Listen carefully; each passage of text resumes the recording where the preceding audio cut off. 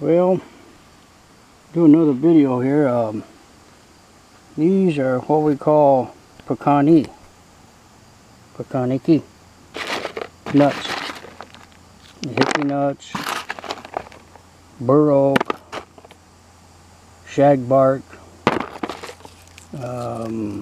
hazelnut, pig nut hickory. There's different ones, but these you can make all food out of. And you crack them on a stone and a little anvil, and let's see if I can crack one. There's a little spot in here, and they would bust that up, pulverize it until you get the meat. The meat is in here. There's some of the meat.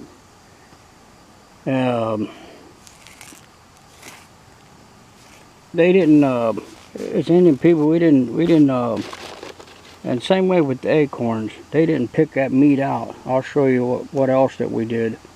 And then white oak, you crack it, and then you can see where it splits here, and just peel that off. I'm trying to do this with the camera, but you get that hull off, and the meat is right there. I get this, anyhow, the meat will be right here. And then you can further pound it and make cakes out of the white oak. And the hickory nuts, they cook in a pot. But yeah, the nuts were pretty available right here where I live. They're right here in my yard. And they use a stone. The stone, we call it sikona. But that's in Shawnee language. Some of that patakani.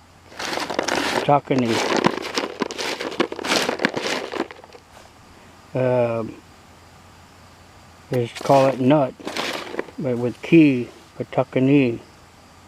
Key. So I've seen shagbarks way bigger than these. I mean, the size of a walnut.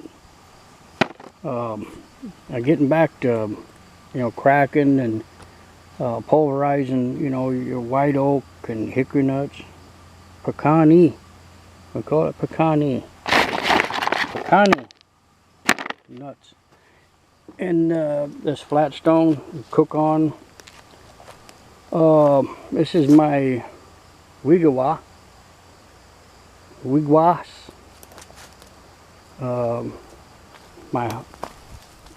Been doing this for all my life, and this frame is willow, and you can put bedding in here. I've got mats, cattail mats that cover this. A long time ago, I used to get bark, but the type of trees, the elm around here are dying. Slippery elm. They call wiikiwa slippery elm because that means smooth bark. Wiikiwa. Getting back to the frame, it's willow. I try to use all natural rope, but sometimes the squirrels, they come out here and they want to eat the string off, so it keeps me busy. Anyhow, this one's about 12, probably close to 12 feet from here to back there. And then probably, I think it's 8 feet in the back here. And this is facing the sun, what you call kiloskwa, the rising sun, Wabanaki. And then Wabanaki, and then Kiloskwa is right through there, the sun setting. Anyhow, and then I have the protector here. It's what they call wiekiewa, keeper of the game. And I was talking about putting those hickory nuts. They'll put them inside this corn log and this pounder. And not only they did corn, but all kind of nuts that they would use this pounder. And it's a double, you know, that double end here. And you got some stone here. And in my language we call this stone here, if you look at it real close here, it is flint. I've been making arrowheads for close to 40 years and hunt with them. This is what they call shakika, flint. And little hammerstone, sikona, and sikona ki. Ki is plural and means stones, but we call it shakika. Now, arrowheads, I have some over here, some blades. This knife, I call it moneti. And then arrowheads, like some triangle points, bird point, kiisa. I call it arrowhead kiisa. Kiisa. Kiisa is your arrowhead. No kiisa, his or her arrowhead. Kiisa. Kiisa. All kind of different sizes.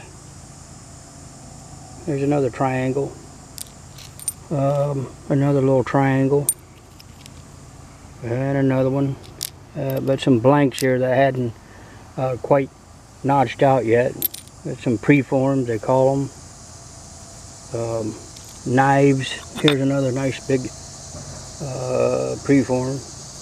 It's, we would call, I think we call that moneti, a knife. This, a knife.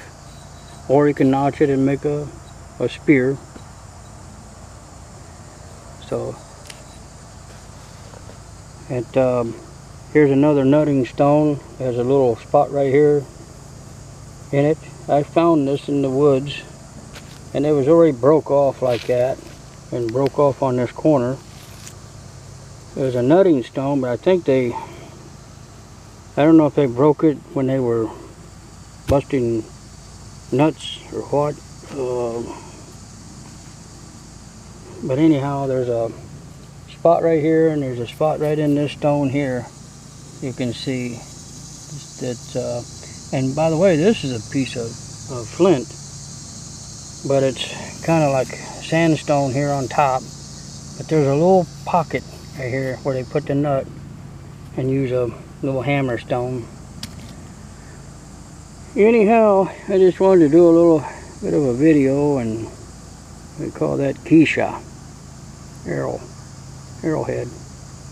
But the flint, we call it shakika. So, anyhow, and I got another pile of flint over here,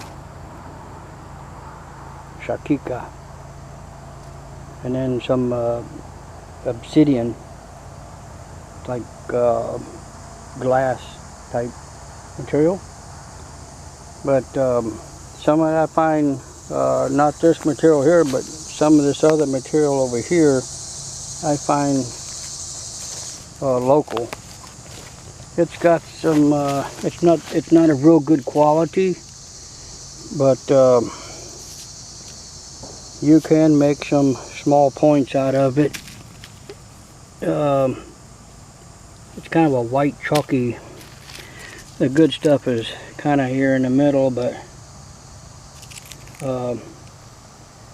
not real big stuff, but it's enough to make a hunting point, a knife, what we call moneki, a knife. But anyhow, I just wanted to look here. See, I got hickory nuts there. I've got hickory trees, pretty much. Some of these bigger ones are hickory. You just find them laying on the ground. A lot of times you want to dry these out.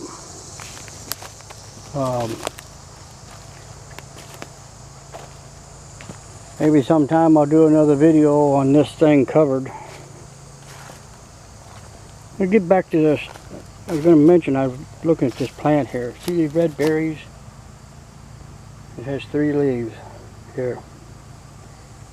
That's called Indian turnip. You can eat this, but not when it's green. You have to slice it real thin and dry it, and then you can eat it. It's you can eat it. That's called Indian turnip. There'll be red berries on them like that, and there'll be 3 leaves like that.